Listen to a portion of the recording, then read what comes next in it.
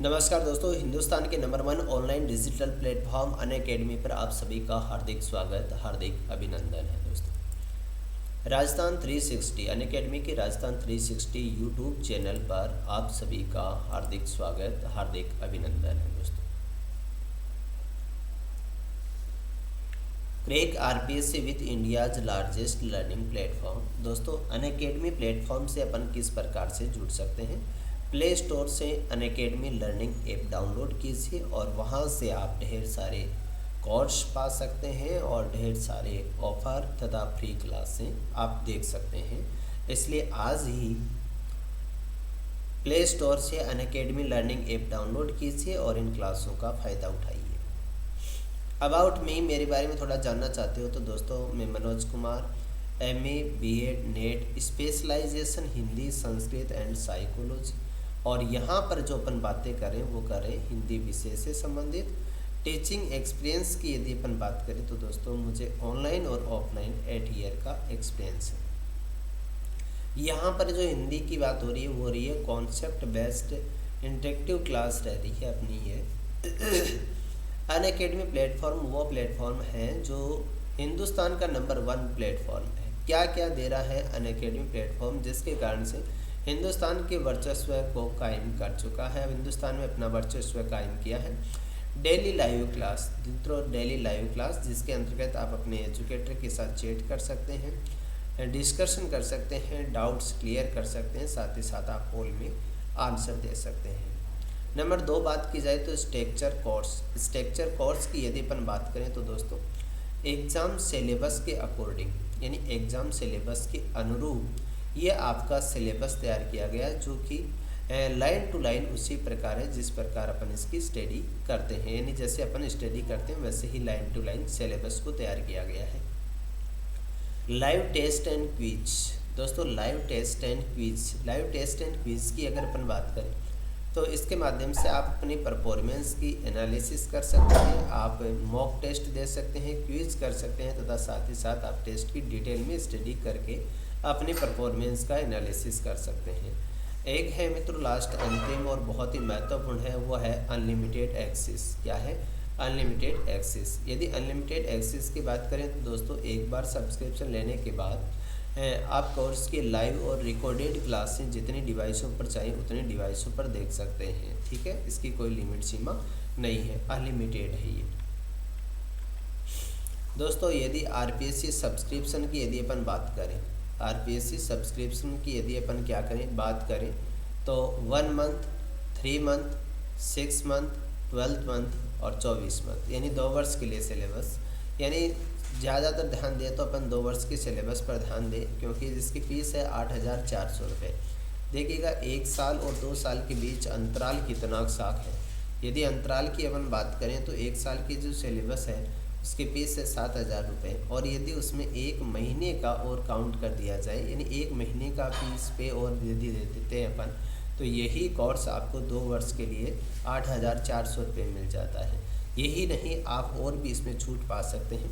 यदि आप मेरा रेफरल कोड मनोज10 यूज करते हैं, यदि मेरा रेफरल कोड आप मनोज10 यूज करते हैं तो 10% का आपको बेनिफिट हो जाएगा, यानी 10% और आपको इफाजा हो जाएगा इसके अंतर्गत। और ये कोर्स है वो आपको मात्र 7,560 रुपये में उपलब्ध हो जाएगा, मात्र 7,560 रुपये में उपलब्ध हो जाएगा। चलिए दोस्तों, आज के इस श्रृंखला की अपन बात करते हैं। आज की जो ये श्रृंखला है आपकी वो टेस्ट सीरीज़ की श्रृंखला चल रही है, और टेस्ट सीरीज़ की श्रृंखला के अंतर्गत अपन 5वें टेस्ट की बात करते हैं। देखिएगा, टेस्ट सीरीज़ के भाग 5 की आज होगी क्लास के अंतर्गत बात। और दोस्तों, क्या पूछा गया है भाग 5 की टेस्ट सीरीज़ में? पहला प्रश्न आपसे पूछा गया है दोस्तों कि युधिष्ठिर शब्द में समास कौन सा है? युधिष्ठिर शब्द में इनमें से समास कौन सा है? अलुक तत्पुरुष है, उपपद तत्पुरुष है, लुप्त पद तत्पुरुष है, या फिर अधिकरण तत्पुरुष है? युधिष्ठिर का संधि विच्छेद होता है युधि प्लस स्थिर। क्या होता है?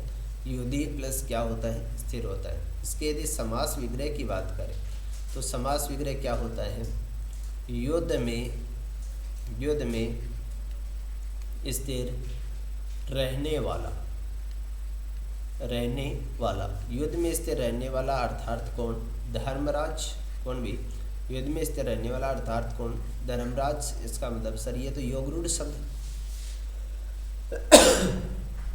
योगरूढ़ शब्द है। योगरूढ़ शब्द होने का मतलब कि समास का उदाहरण बहुव्रीहि समास का उदाहरण, लेकिन यहाँ बहुव्रीहि समास नहीं लिखा हुआ है। दोस्तों एक चीज़ का ध्यान रखना, युधिष्ठिर शब्द के अंतर्गत कौन सा समास है? अलुक तत्पुरुष समास है। अब आप कहोगे कि सर में कारक चिन्ह के कारण तो अधिकरण भी हो सकता है। बंधुओं प्रथम वरीयता के अंतर्गत इसमें समास होता है बहुव्रीहि समास। कौन सा होता है? बहुव्रीहि समास होता है। यदि बहुव्रीहि नहीं दिया होता है तो अलुक तत्पुरुष समास किया जाता है। क्यों किया जाता है? क्योंकि ये विभक्ति युक्त शब्द है और संस्कृत भाषा के वे शब्द जो विभक्ति युक्त होते हैं, विभक्ति का लोप नहीं होता है, उन समास के समस्त उदाहरणों को अलुक तत्पुरुष समास के अंतर्गत सम्मिलित किया जाता है। उपपद तत्पुरुष समास के अंतर्गत क्या होता है कि उत्तर पद कोई स्वतंत्र शब्द न होकर किसी न किसी प्रत्यय पर आधारित होता है। जैसे पादप लिख दिया अपन ने, है ना, कोई स्वतंत्र शब्द न होकर किसी न किसी प्रत्यय पर आधारित होता है। और लोप्त पद तत्पुरुष समास की बात करें तो एक पद का क्या हुआ रहता है? लोप हुआ रहता है। जैसे अपन ने लिखा रसगुल्ला, क्या लिखा अपने? जैसे अपने लिखा रसगुल्ला लिखा है, रसगुल्ला, रसगुल्ला लिखा है। क्या दुकान वाले को ऐसे जाकर के थोड़ा कहते बंदो कि मुझे रस दे गुल्ला दे बराबर रसगुल्ला दे, ऐसा तो नहीं कहते अपन। इसका मतलब पूरे के पूरे पद को ही एक पद मान लिया जाता है, तो वहाँ होता है लुप्त पद तत्पुरुष समास। ओके, चलिए दोस्तों अगले प्रश्न की बात करते हैं। वही बात आ गई, दूसरा प्रश्न आपके पास है, वो है रसगुल्ला दही बड़ा में समास कौन सा है? रसगुल्ला दही बड़ा में समास कौन सा है? अलुक तत्पुरुष समास है, उपपद तत्पुरुष समास है, लोप्त पद तत्पुरुष समास है, या फिर अधिकरण तत्पुरुष समास है? आपको जवाब देना है कि इनमें से कौन सा समास है इसके अंतर्गत। अभी बताया था, तुम्हारे को पता हो जाना चाहिए। रसगुल्ला और दही बड़ा के अंतर्गत लुप्त पद तत्पुरुष समास होता है। शाबाश भी, कौन सा होता है? लुप्त पद तत्पुरुष समास होता है। ओके, ध्यान रखना मित्रों, लुप्त पद तत्पुरुष समास होता है। आगे वाला आपके पास जो चौथा प्रश्न है वो है रक्तामुज। क्या है? रक्तामुज, यानी यह है रक्त प्लस क्या? अम्बुज। अम्बुज किसको कहा जाता है? कमल को कहा जाता है। किसको कहा जाता है? कमल को कमल को कहा जाता है। तो इसका मतलब रक्त के समान अम्बुज, यानी रक्त के क्या मित्रों? रक्त के सम्मान क्या? रक्त के सम्मान अम्बुज। अम्बुज मतलब होता है कमल, यानी के सम्मान का प्रयोग किया गया है। तो दोस्तों ये आपका जो समास है वो है कर्मधारय समास। कौन सा समास है? कर्मधारय समास। कर्मधारय समास कौन सा समास है? कर्मधारय समास। और कर्मधारय समास है वो कौन सा समास होता है? विशेषण विशेष्य, विशेषण विशेष्य और उपमान तथा उपमेय वाला समास होता है। विशेषण विशेष्य और उपमान तथा उपमेय वाला समास होता है। अब ये निर्भर करता है कि वो विशेषता के रूप में आया या उपमा देने के रूप में आया है। अब देखो, अम्बुज कमल को रक्त की क्या दी गई है? उपमा दी गई है।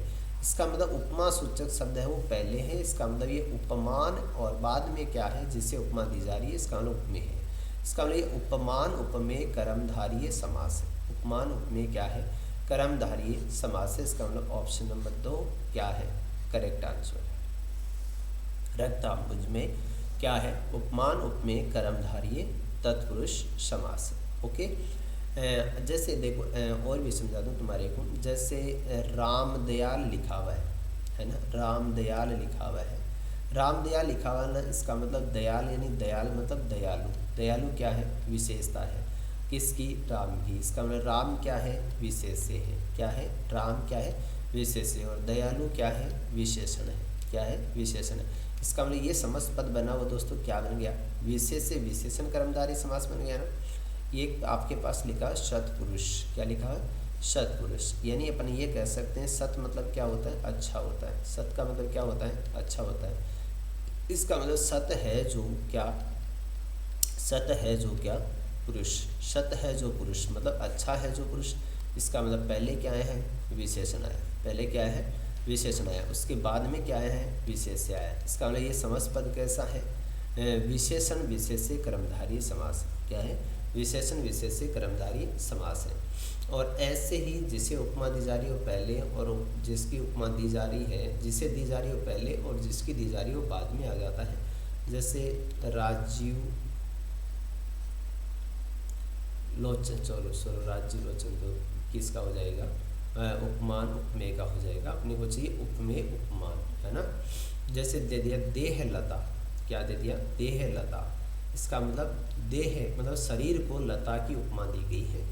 इसका मतलब यहाँ पर पहले है वो है उपमेय और बाद में है क्या, उपमान है। ऐसी चीज़ आपसे पूछी जा सकती है, बहुत ही महत्वपूर्ण बातें हैं, ध्यान रखिएगा। अगला प्रश्न आपके पास चौथा, और चौथे प्रश्न में आपको पूछा गया है अहर्निश। क्या पूछा गया है, चौथे प्रश्न में आपसे पूछा गया है, वो पूछा गया है अहर्निश में समास कौन सा है। अहर्निश में समास कौन सा है। यदि इस शब्द का खंडन करें तो ये हो जाएगा अहन प्लस क्या, निशा। क्या हो जाएगा, अहन प्लस निशा। अहन का मतलब क्या होता है दोस्तों, दिन होता है, और निशा का मतलब क्या होता है, रात होता है। दिन का रात क्या है, अपोजिट है, यानी विलोम है। क्या है, विलोम है। और जहाँ पर दोस्तों विलोम शब्द आ जाते हैं वहाँ समास कौन सा होता है, वैकल्पिक द्वंद्व समास होता है। कौन सा होता है, वैकल्पिक द्वंद्व समास होता है। ठीक है, वैकल्पिक द्वंद्व समास। इसका मतलब इसमें समास कौन सा हो जाएगा, वैकल्पिक द्वंद्व समास। यहाँ द्वंद्व दिया हुआ है, इसका द्वंद्व हो जाएगा। जब भी विलोम पद आ जाए तो विलोम पदों की स्थिति के अंतर्गत वैकल्पिक द्वंद्व समास हो जाएगा। ये व्यंजन संधि का उदाहरण है। देखिएगा दोस्तों, अहन ये रूल लगता है, अहन के बाद यदि र आता है तो अहन का अभोग होता है, और यदि अहन के बाद, किसके बाद, अहन के बाद र को छोड़कर, किसको, र को छोड़कर, र को छोड़कर यदि शेष वर्ण आ जाते हैं, र को छोड़कर शेष वर्ण आ जाते हैं तो अहन के स्थान पर क्या हो जाता है, अहर हो जाता है। क्या हो जाता है, अहन के स्थान पर अहर हो जाता है। और प्लस के बाद आया रात्रि शब्द है, वो रात्र में बदल जाता है। और निशा दिया हुआ हो, क्या दिया हो, निशा दिया हुआ हो तो किस में बदल जाता है, निश में बदल जाता है। और यदि दिशा दिया हुआ हो तो वो किस में बदल जाता है, दिश में बदल जाता है। और यदि अक्षी दे रखा है तो किस में बदल जाता है, अक्ष में बदल जाता है। क्या बदल जाता है, अक्ष में बदल जाता है। इसे इसका आप विशेष रूप से क्या रखिएगा, ध्यान रखिएगा। ठीक है, विशेष रूप से ध्यान रखिएगा कि ऐसे अंशों का क्या होता है। ठीक है, पांचवें प्रश्न की बात करते हैं। तो पांचवें प्रश्न में आपसे पूछा गया है विश्वामित्र शब्द का संधि विच्छेद होगा, विश्व प्लस मित्र होगा, या विश्व प्लस मित्र होगा, या विश्व प्लस अमित्र होगा, या विश्व है प्लस क्या होगा, मित्र होगा। जवाब देना आपको कि विश्वामित्र का संधि विच्छेद क्या होता है। दोस्तों ए प्लस ए बराबर आ करने में अगला ध्यान दिलाएगा अपना, लेकिन यहाँ पर ए प्लस ए बराबर आ करने से मतलब क्या है, विश्वामित्र होता है पूरे विश्व का मित्र, और यहाँ लिखा हुआ है विश्व प्लस ए मित्र। ए का मतलब होता है नहीं, क्या होता है, नहीं। और संधि में ये कहा जाता है कि दोनों पदों का अर्थ है वो मूल शब्द से मेल खाना चाहिए। तो इसका विश्वामित्र का खंडन होता है, वो होता है विश्व प्लस मित्र, न कि विश्व प्लस ए मित्र। ये मत कर देना, ये गलती हो जाएगी, ये सबसे बड़ी गलती होगी यदि आपने किया हो तो, या करते हैं तो। ठीक है, इसका मतलब आपको क्या करना है, विश्व प्लस क्या करना है, मित्र करना है, न कि आपको विश्व प्लस क्या करना है, अमित्र करना है। विश्व प्लस अमित्र करते ही ये क्या हो जाएगा दोस्तों, गलत हो जाएगा। तो ऐसा मत करना। इसको एक बार और देख लीजिएगा, विश्वामित्र को। विश्वामित्र आपसे पूछा जा सकता है, यहाँ से आपको दीनानाथ भी पूछा जा सकता है। क्या पूछा जा सकता है, दीनानाथ भी आपसे पूछा जा सकता है। तो दोनों का देख लीजिएगा।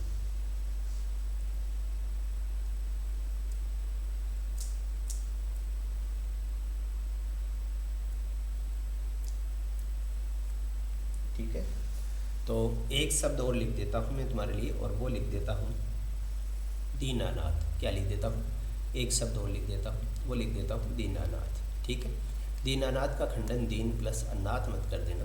देखो अगर दीनानाथ का अगर दीन प्लस क्या कर देते हैं सॉरी, अगर दीनानाथ शब्द का, इसका दीनानाथ शब्द का अगर अपन क्या कर देते हैं, समास खंडन कर देते हैं दीन प्लस क्या अनाथ, तो गलत हो जाएगा। दीन प्लस अनाथ करते ही गलत हो जाएगा। कैसे, दीन का मतलब क्या होता है, गरीब होता है। और दिन छोटे का मतलब क्या होता है, दिवस होता है। क्या होता है, दिवस होता है। दीन का मतलब क्या होता है, गरीब होता है। ठीक है, दीन मतलब गरीब। अनाथ का मतलब क्या हो गया, जिसका कोई नाथ न हो, तो इसका मतलब ऐसा नहीं होगा। दीनानाथ का खंडन होगा दीन प्लस क्या, नाथ। क्या होगा, दीन प्लस नाथ। ये दोनों शब्द आपसे पूछे जा सकते हैं। ये बस एक ही तरफ इशारा करेगा कि भाई ए प्लस ए बराबर आ होता है, हाँ होता है। और अपन ने कर दिया ऐसा तो गलत हो जाएगा। ठीक है, छठवें प्रश्न की बात करते हैं। छठवें प्रश्न में आपसे पूछा गया है, वो पूछा गया है पित्रादेश शब्द का सही संधि विच्छेद क्या होगा। देखो मित्रों, पित्रादेश शब्द की यदि बात करें तो यहाँ से मूल शब्द निकल रहा है, वो निकल रहा है क्या, आदेश। क्या निकल रहा है, मूल शब्द निकल रहा है, वो क्या निकल रहा है, आदेश निकल रहा है। आदेश निकल रहा है, इसका मतलब ये त्रय दिया हुआ है। ठीक है दोस्तों, जब भी त्रय से आपको मूल शब्द की प्राप्ति हो जाती है, यानी त्रय से जब भी आपको मूल शब्द मिल जाता है तो त्रय के स्थान पर आपको करना है त्रि। क्या करना है, त्रय के स्थान पर आपको करना है त्रि। और त्रि करते ही यहाँ पर पी लगा देना। ठीक है, तो इसका मतलब पित्रादेश में से देखो इस तरह से निकालो, पित्रादेश लिखा हुआ है तो प्लस क्या हो जाएगा, आदेश हो जाएगा। क्या हो जाएगा, आदेश हो जाएगा। त्रय के स्थान पर त्रि हो जाएगा, पी इधर लगा दो। इसका हम पितृ प्लस क्या हो जाएगा, आदेश हो जाएगा। क्या हो जाएगा, पितृ प्लस आदेश हो जाएगा। और जहाँ पर रै के स्थान पर री या री के स्थान पर रै होने का मतलब क्या होता है, यण संधि होता है। इसका मतलब किस संधि का उदाहरण हो जाएगा, यण संधि का उदाहरण हो जाएगा। ओके, चलिएगा सातवां प्रश्न आपसे क्या पूछा गया है। सातवें प्रश्न में आपसे पूछा गया है दोस्तों कि सहोदर, क्या लिखा हुआ है, सहोदर लिखा हुआ है। सहोदर शब्द का संधि विच्छेद व संधि का नाम बताना है आपको। सहोदर में से यदि मूल शब्द निकालोगे तो उदर निकलेगा। और दोस्तों यदि कोई शब्द ओ से टूटे और ऊ की मांग कर लेता है, ओ से टूटे और ऊ की मांग कर लेता है, निश्चित सी बात है कौन सी संधि होगी, गुण संधि होगी। कौन संधि होगी, निश्चित सी बात है गुण संधि होगी। इसका मतलब क्या हो जाएगा, सह प्लस क्या हो जाएगा, उदर हो जाएगा, गुण संधि हो जाएगी। ठीक है, सह का अर्थ होता है साथ और उदर का अर्थ होता है पेट, यानी एक ही पेट से जन्मे हुए को क्या कहा जाता है, सहोदर कहा जाता है। चाहे वो सगे भाई बहन हो, है ना, चाहे सगी बहन हो, चाहे वो सगा भाई हो, क्या कहा जाता है, सहोदर कहा जाता है। नौवां प्रश्न आपके पास, आठवां प्रश्न आपके पास। आपको आठवें प्रश्न में निकालना क्या है, देखिएगा साधवाचार शब्द लिखा हुआ है। साधवाचार लिखा हुआ तो यहाँ से मूल शब्द क्या निकल रहा है, साधवाचार में से आचार निकल रहा है। क्या निकल रहा है, साधवाचार में से आचार निकल रहा है। आचार निकला है, इसका मतलब वै के स्थान पर ऊ कर दिया जाए, इसका मतलब साधु प्लस क्या हो जाएगा, ये आचार हो जाएगा। क्या हो जाएगा, साधु प्लस आचार हो जाएगा। और वै के स्थान पर परिवर्तन, यानी दोस्तों ये वह और रे के स्थान पर यदि परिवर्तन या बदलाव आता है तो उस स्थिति में वहाँ पर जो संधि होगी वो संधि होगी कौन सी, यण संधि। इसका मतलब विकल्प नंबर 3 करेक्ट आंसर है, यण संधि हो जाएगी। ओके, नौवां प्रश्न है आपके पास। नौवें प्रश्न में भी संधि से रिलेटेड पूछा गया है कि निम्नलिखित संधि विच्छेदित शब्दों में से कौन सा विकल्प अशुद्ध है, यानी ऐसा विकल्प चुनना है जो कि अशुद्ध है। यानी टेस्ट सीरीज 1, 2, 3 और 4 में मैंने संधि के प्रश्न नहीं सम्मिलित किए थे, इसलिए संधि की अगली बार सम्मिलित ज़्यादा करनी है। जगत प्लस छाया बराबर जगत छाया शब्द बनता है, बिल्कुल ही करेक्ट आंसर है। ठीक है, विपत प्लस जाल बराबर विपत जाल बनता है, ये भी ठीक है। शरद प्लस चंद्र बराबर शरद चंद्र बनता है, ये भी ठीक है।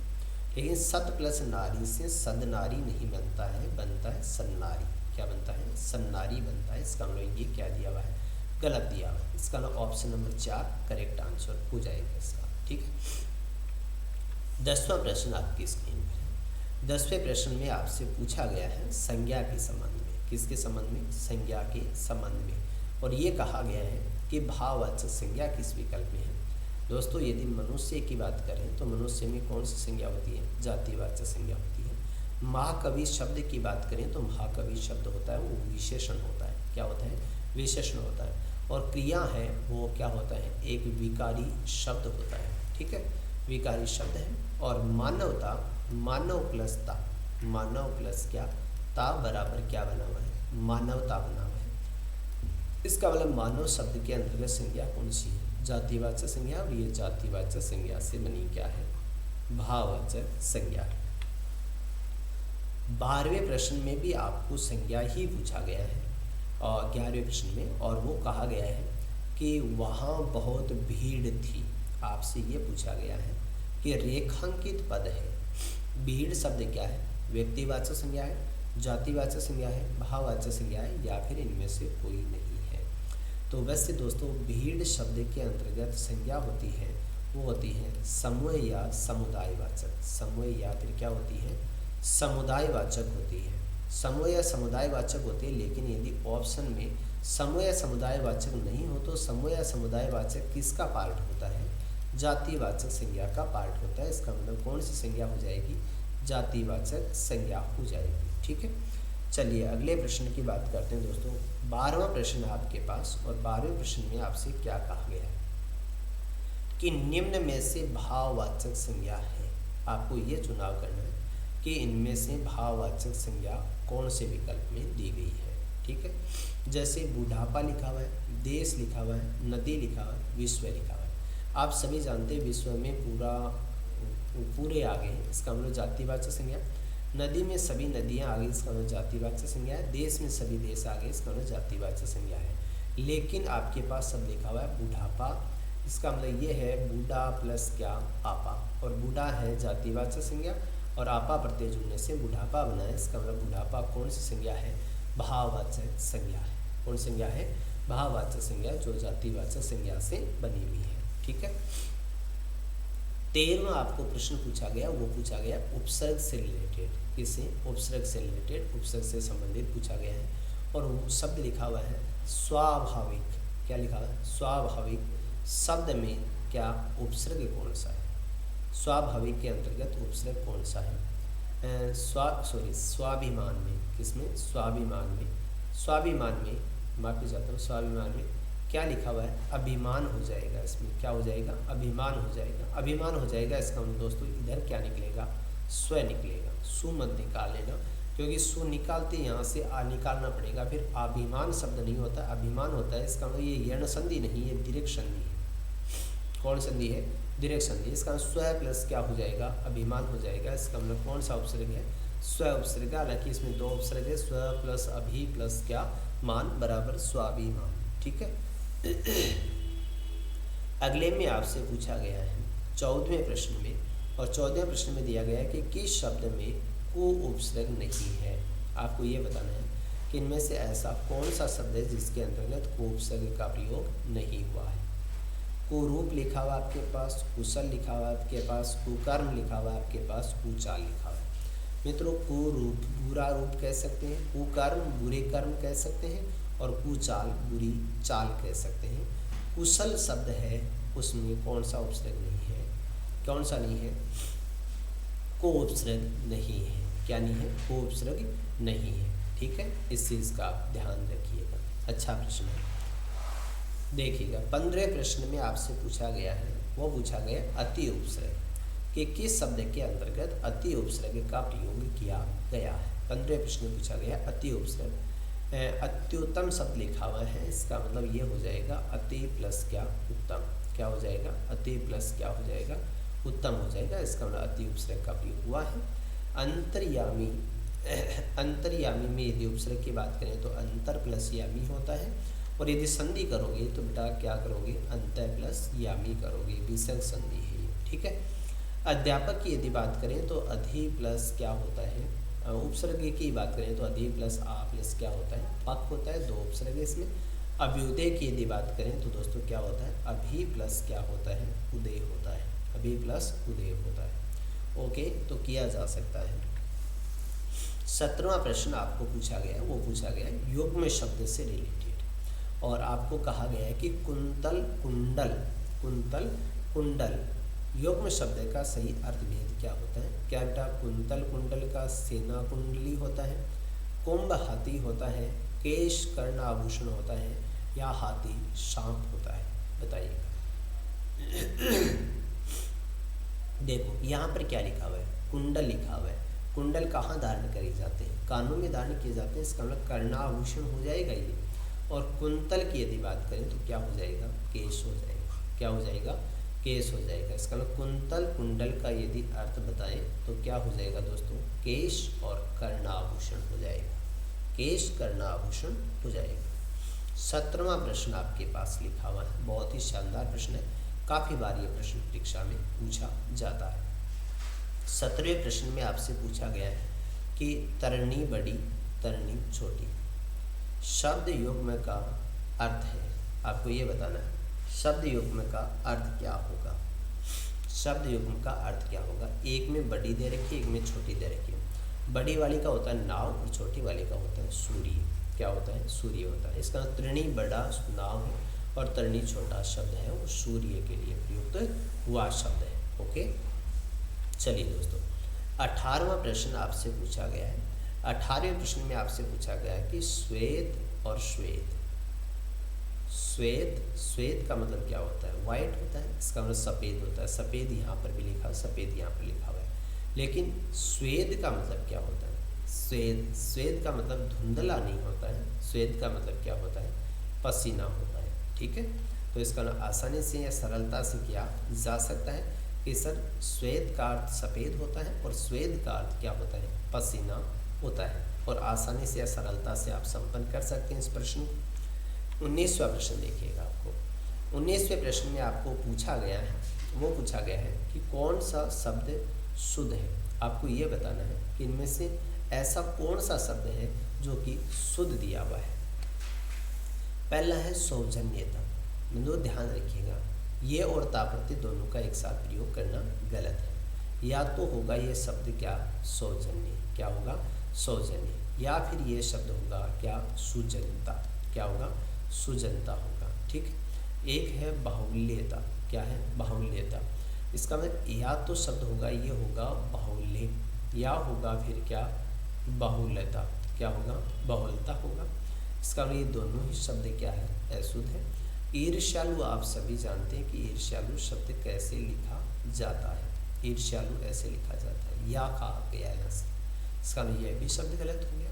और अहिल्या शब्द सही लिखा हुआ है मित्रों, इसका अशुद्ध रूप दिया जाता है, वो दिया जाता है अहिल्या।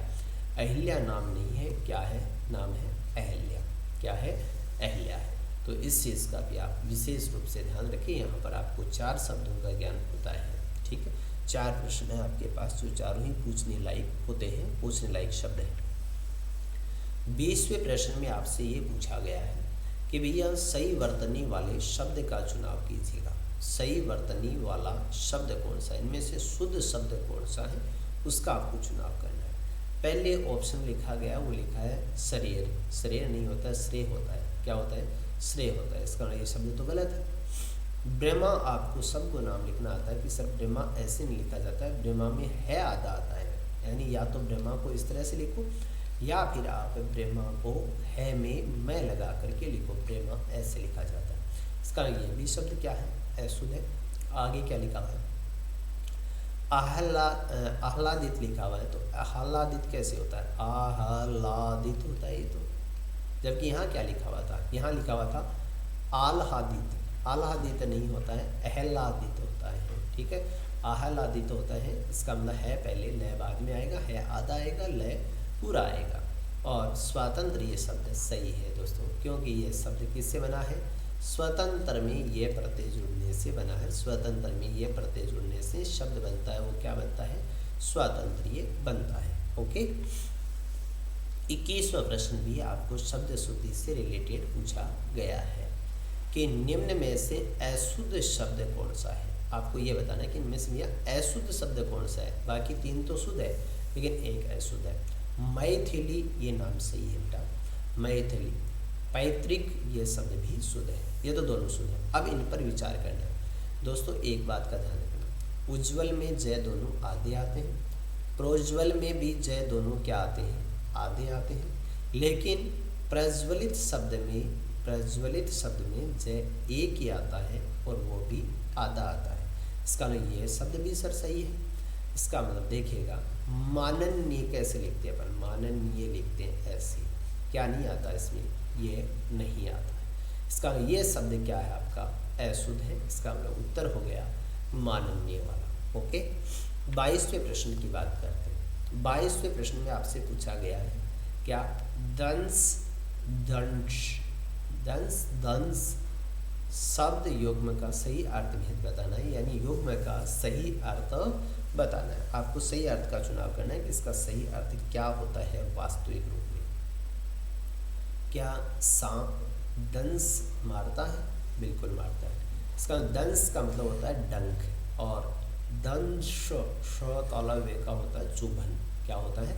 चुभन होता है। इसका मतलब क्या, दंस और दंश का अर्थ हो जाएगा क्या मित्रों, क्या डंक और चुभन। क्या हो जाएगा? डंक तथा चुभन हो जाएगा।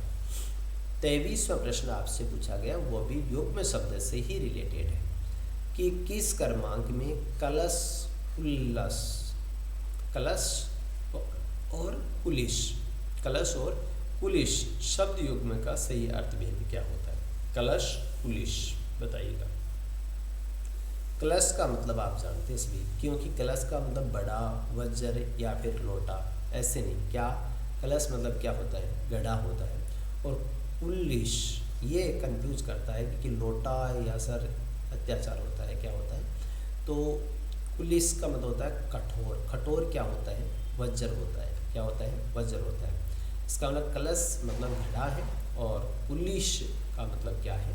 वज्र है। ठीक है, तो उसका मतलब ऑप्शन नंबर 2 है वो करेक्ट आंसर हो जाएगा। ओके, 24वें प्रश्न की बात करते हैं दोस्तों। 24वें प्रश्न में आपसे क्या पूछा गया है देखिएगा। 24वें प्रश्न में क्या पूछा गया है?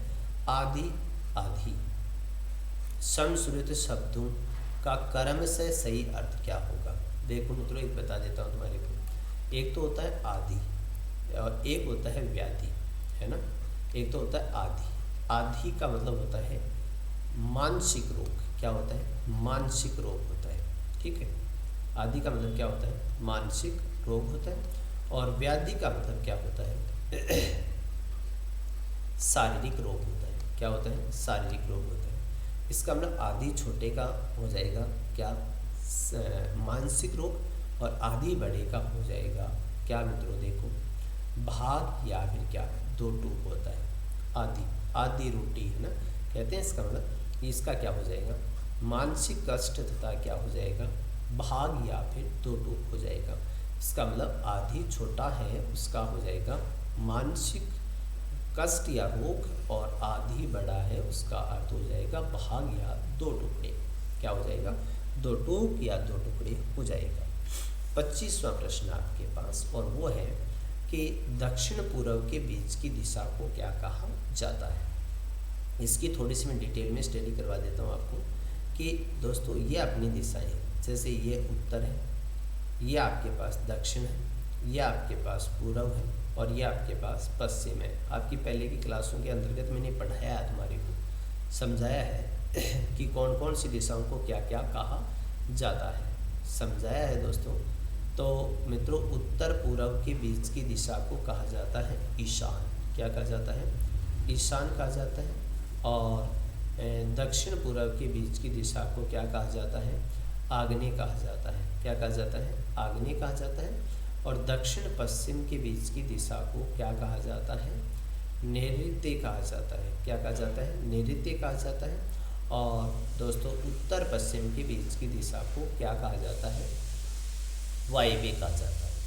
उत्तर दिशा का स्वामी, ये बता रखा है उत्तर दिशा का क्या मित्रों? उत्तर दिशा का स्वामी।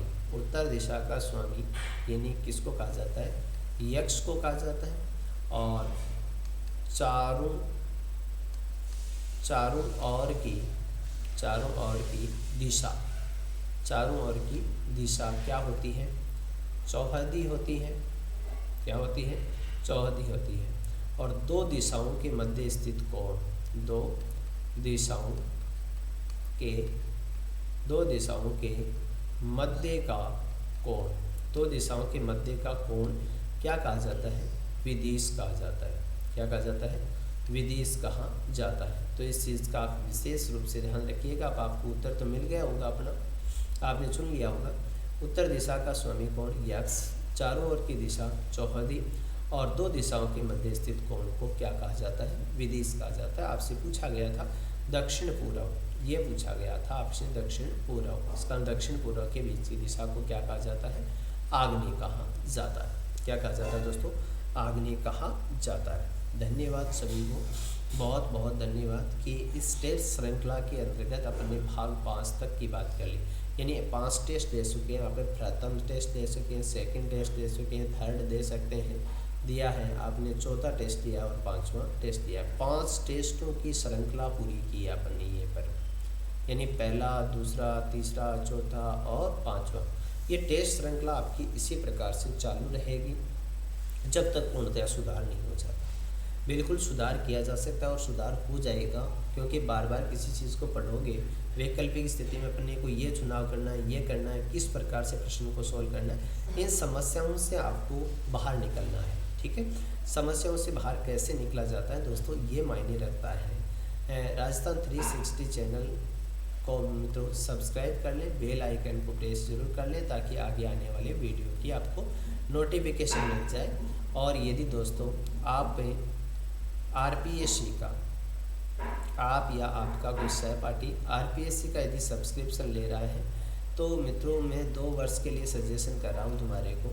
हालांकि आप 1 मंथ के लिए, 3 मंथ के लिए, 6 मंथ के लिए, 12th मंथ के लिए भी कर सकते हैं, लेकिन 2 वर्ष के लिए आपकी फीस रहती है वो 8,400 रुपये रहती है। ठीक है, 2 वर्ष के लिए। लेकिन यदि आप मेरा रेफरल कोड मनोज10 यूज़ करते हैं तो ये आपको 10% डिस्काउंट के साथ आपको सिलेबस उपलब्ध हो जाएगा। ये 7,560 रुपये में आपको उपलब्ध हो जाएगा। ठीक है, तो दोस्तों सब्सक्रिप्शन लेते समय ध्यान रहे क्योंकि मनोज10 आप मेरा रेफरल कोड यूज़ कर लीजिएगा ताकि 10% का आपको फ़ायदा हो जाए, बेनिफिट हो जाए। ठीक है, तो फ़ायदे की ओर जाए, नुकसान की ओर क्यों जाए भाई? क्योंकि 10% का क्या हो रहा है? फ़ायदा हो रहा है, मतलब 10% का फ़ायदा हो रहा है, इसका मतलब अच्छी बात ही तो है। देखिए दोस्तों, किस तरह से आपको प्रश्नों को सोल्व करना था और किस तरह से आपने प्रश्नों को सोल्व किया है। दोस्तों एक चीज़ का ध्यान रखिए, किसी भी प्रश्न को करते समय या किसी भी प्रश्न को आप सोल्व करते हैं तो सोल्व करते समय एक बात का ध्यान रहे कि आपको उचित रूप में मूल शब्द पकड़ना आना चाहिए उसमें। और यदि आपने मूल शब्द की सही पहचान कर ली, यानी अपन मूल शब्द को सही क्या कर लेते हैं, पकड़ लेते हैं, इसका मतलब आसानी से या सरलता से उसका क्या किया जा सकता है, खंडन किया जा सकता है। दोस्तों चाहे संधि की बात कर लो, चाहे आप उपसर्ग की बात करो, चाहे प्रत्यय की बात करो, चाहे समास की बात करो, संज्ञा, सर्वनाम, विशेषण और क्रिया, इन सभी के अंतर्गत देखने की बात होती है कि संज्ञा, संधि, उपसर्ग, प्रत्यय और समास में तो ये देखने की जरूरत होती है कि आखिरकार उसमें मूल शब्द क्या है, आखिरकार उसमें मूल शब्द क्या है। यदि मूल शब्द का आपने सही तरीके से पकड़ना सीख लिया या मूल शब्द को पकड़ना सीख लिया, इसका मतलब आपका ऐसे मान लो कि 90-20 काम हो गया। फिर थोड़ा सा हल्का सा आप अर्थ भी निकालने का प्रयत्न करें तो मूल शब्द पर टिकी हुई है बात, तो ये तो दूरी पूरी मूल शब्द पर टिकी हुई है। यदि आपने मूल शब्द सही पकड़ लिया तो संधि, उपसर्ग, प्रत्यय और समास कर सकते हैं। फिर आपको बात आती है किसकी, संज्ञा, सर्वनाम, विशेषण और क्रिया की, और अव्यय की बात आती है। तो संज्ञा, सर्वनाम, विशेषण, क्रिया और क्या, अव्यय, ये ऐसे टॉपिक हैं जो कि अपन कहाँ पर तैयार कर सकते हैं, वाक्य के अंतर्गत तैयार कर सकते हैं। कैसे? क्योंकि संज्ञा का, सर्वनाम का, विशेषण का यदि वाक्य में प्रयोग होता है तो वाक्य में प्रयोग होते समय अपन उसकी स्थिति से रूबरू हो सकते हैं कि वाक्य में प्रयुक्त होकर के वो क्या अर्थ दे रहा है, कि वो कोई व्यक्ति का सूचक बन रहा है, जाति का सूचक बन रहा है, या फिर वो किसका सूचक बन रहा है, भाववाचक संज्ञा का सूचक बन रहा है। और सर्वनाम की तो सीधी सी कहानी है, क्योंकि सर्वनाम वाक्य में जब तक प्रयुक्त नहीं होता है तब तक वास्तविक रूप में उसका पता नहीं लगता है। हालांकि मूल है सर्वनाम जिनकी संख्या अपने पास 11 है। भेद या प्रकारों की बात नहीं कर रहा हूँ, भेद या प्रकार तो कितने होते हैं, सर्वनाम के 6 होते हैं, लेकिन मूलतः अपने पास सर्वनाम है वो कितने होते हैं, 11 सर्वनाम शब्द होते हैं। उनका किस तरह से अपन प्रयोग करते हैं या किस तरह से उनका प्रयोग किया जाता है, ये मायना रखता है कि कहाँ पर प्रयोग किया गया, सर क्या अर्थ ले रहा है। यदि आप ये चीज़ समझते हैं, मतलब धैर्य से समझा करो प्रश्न को कि सर कहाँ कौन सी चीज़ से अपने से पूछी जा रही है, कहाँ कौन सी चीज़ अपने से पूछी जा रही है, उसका मतलब क्या है, कैसे ये पूछ रहा है, क्यों पूछ रहा है, पूछने के पीछे कारण क्या है। क्योंकि हर एक प्रश्न के पीछे रीजन होता है, हर एक प्रश्न के पीछे रीजन होता है क्योंकि उससे पूछा क्यों गया है, उसके पीछे पूछने का रहस्य क्या है।